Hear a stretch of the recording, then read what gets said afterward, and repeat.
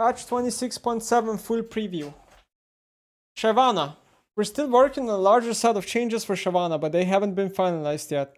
I mentioned the direction of some of the changes yesterday. For this patch, just a change to make ultimate haste interactions and also the Celis interactions nerfed from previously. Okay. Yeah, relax, Shyana mains. You guys are gonna get another change in a patch or two. Probably to unskew Shyana from being so low elo MMR dominant. Cassiopeia.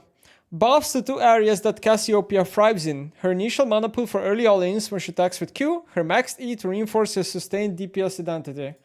Okay, I have a lot of issues with this, I'll talk about it in a bit. Kalista has fallen off significantly in priority and pro play, which means we can buff her for regular play. We're focusing the power in the core area where people play her E damage. In my opinion, very late to buff Kalista, no? This could have happened a lot earlier, but yeah. With recent changes over the years, Riot has low-key unskewed Kalista from pro in a lot of ways, like for example making slows not function against her and being less early game dominant and being more of a scaling champ. Similarly, Ral has fallen off pretty significantly as well. Her initial ult damage will increase her threat in early all-ins, while her E will allow her to fulfill more for the mobile horse identity. Veigar is in a slightly strong spot for regular play mid lane, but is really rocking the bot lane a bit too hard, especially in regular play. The nerfs are targeted at R, which sits at rank 1 in bot lane for quite a lot longer than in solo lanes. I still don't think this is like... I still don't think this is the way to really unskew Veigar from bot lane. Like, yes, okay, he hit... Like, he maybe uses the R a bit more in bot lane because he's two champions, and he sits on rank 1 of R cooldown longer. Like, that is for sure reasonable explanation. But there's no way this is enough. There's no way this is even a big win rate change. This, like, I doubt this even does anything. Singed is looking for a bit too strong in especially normal play. While this nerf looks a bit of a meme, we expect it matters more than unexpected on paper just due to the number of stats impacted when ult is active. Ornn is a bit too strong. Okay. So, the change that I dislike the most, Cassiopeia. I really do not think this is the way Riot should be buffing this champion. I just don't see it. We're buffing her base mana and we're buffing her E damage again, right? Which they already did the same buff a couple of patches ago, but now they're basically doing the same buff but like stronger. I just like don't understand because like, is this really, in my opinion, this just pushes Cassiopeia even more in top lane direction than anything because we're buffing her early game. I get that it's like hard to change identity of Cassiopeia. She will always just be very sharp as a champion, but shouldn't we just give her some AP ratios here? Like, I just don't understand. Like, her AP ratios are really bad. I just feel like they're buffing the part of Cassiopeia that is already frustrating to players, right? And does she really need more early game all-in power when she already has so much? Like, is this really what she needs? Like, the E-change is fine, but the base mana? Does she really need this? Kalista, E80 scaling on bonus damage per additional stack will go up to max rank 10% bonus AD. Okay, so it's like scaling focus type of Kalista buff. Ral, E movement speed, 3 seconds of 10% increase to 25% when facing an ally, visible enemy, to 3 seconds of 15% increase to 30%, so faster E. R damage will go up early by 30, and then in level 11 ult 50 up, and then level 16 ult 30 down. Now level 16 ult doesn't matter because Ral support will never reach Ral support never reaches level 16, so that 30 damage nerf there that you see is irrelevant. It is definitely a buff to this ability. Okay, moving to champion nerfs. So far, like, kind of nothing burger, right? Like, a lot of these buffs are very small in my opinion. I don't think they're gonna, like, make the champions that much better. Graves, 280 nerf. I don't remember exactly how much win rate that is, but I believe this is probably a little bit under 1% win rate to the champion. It does auto-attack a lot. It's also a wave clear nerf. So, okay. Karma, RE bonus primary secondary target shield will go down by 5 to 35 at rank 5 of the ability. Now, the good Karma players, they max E first. I don't think the 3 points Q is really a thing anymore. I think 2 points Q might be, but like pretty much the good Karma players will max this first, because Karma is all about E. So I think this is a massive nerf to the champion. I really like the whole identity of Karma is shields. Like her shields being weaker is just a massive nerf to the champion. Her early game will roughly be the same, first 5-6 levels. That is sure.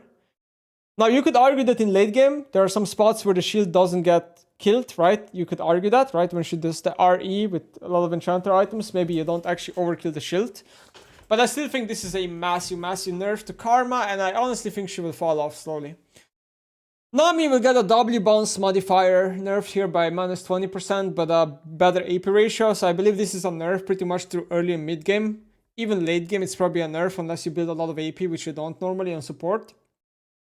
And from my understanding, the reason why Riot is doing this type of nerf is because I would assume pro players and high-elo players on Nami are just a lot better when it comes to like trading in lane, where they use the double bounce in trades, right? I do think this is like a nice nerf, but I just don't think it's enough. Like, is this really gonna make pro players not pick Nami?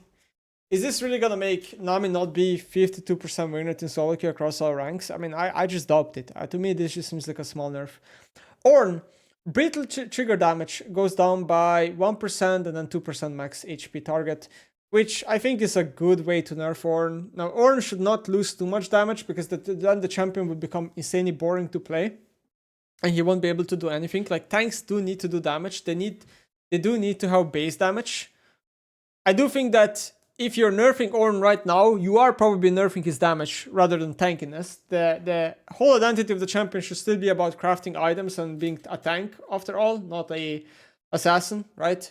But this is gonna make it a lot harder to get like solo kills off and all that stuff. So I don't think Riot will be able to nerf this ability anymore. It just cannot really go a lot lower than these numbers. Singed are bonus stats. Same rank 1, 5 less later, and 10 less later. Riot said that they think this nerf will be bigger than people might think, because it's basically all the stats together, right? Like, this is 5 less armor, AP, AD. Actually, I don't know if it goes AP, AD, but it's like 5 less armor, MR, and health region maybe, and I don't know what else Singed ult gives right now on top of my head. But it's like, it's obviously more of a low elo skewed nerf because it nerfs late game of Singed more so than anything. I mean, it's fine, but again, like, I just feel like I don't mind changes like this because they seem to be very small on paper. But where are we going with this patch, right? Like, shouldn't we just double the amount of champions nerfed and triple the amount of champions buffed if we're making these small changes to every champion here? Veigar R cooldown up by 20. Sure, Riot's reasoning, it's more bot lane skewed because bot lane Veigar gets less levels. 20 seconds is a big deal, right? It is a big deal, especially in like, let's say you're playing mid lane Veigar, you're playing like Ahri Veigar matchup, and then the Ahri ult is so much earlier than the Veigar ult. It will matter. Shyana, ultimate haste provides passive free regeneration. Ultimate haste amplifies all free regeneration by 1% per 1 ultimate haste. So does this even do anything? I don't understand. Like, is this so if Shyana buys Malignance or what? Is that why we're doing this? Or it's like Ultimate Hunter, I guess is right, another one. I guess it's like Ultimate Hunter synergy. But Shyana doesn't really go Ultimate Hunter, right? I believe, so okay, sure. Maybe she will after this, probably not. And I guess Ziggs and Hexblade as well, right? Okay. Support farming penalty removed. I am so worried about this. Like, why? I don't understand this. Why? Now, Riot's reasoning is that they don't think supports will be able to farm because then it fucks up your quest. I'm actually not sure if it fucks up support quest or ADC quest. I believe it's maybe support quest that gets fucked up. But support quest is arguably the least important quest in a way. So, I don't know. Like, to me... Oh, it fucks up ADC quest, actually.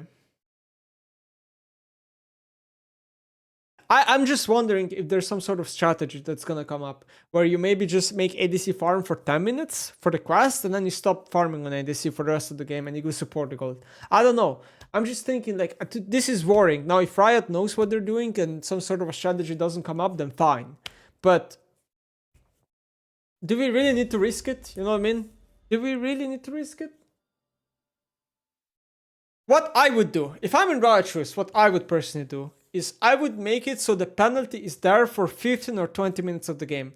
And then the penalty is removed. That way supports can farm mid to late game, but they're never going to be incentivized to farm early game. I think that's way more reasonable. So why would we just outright remove it?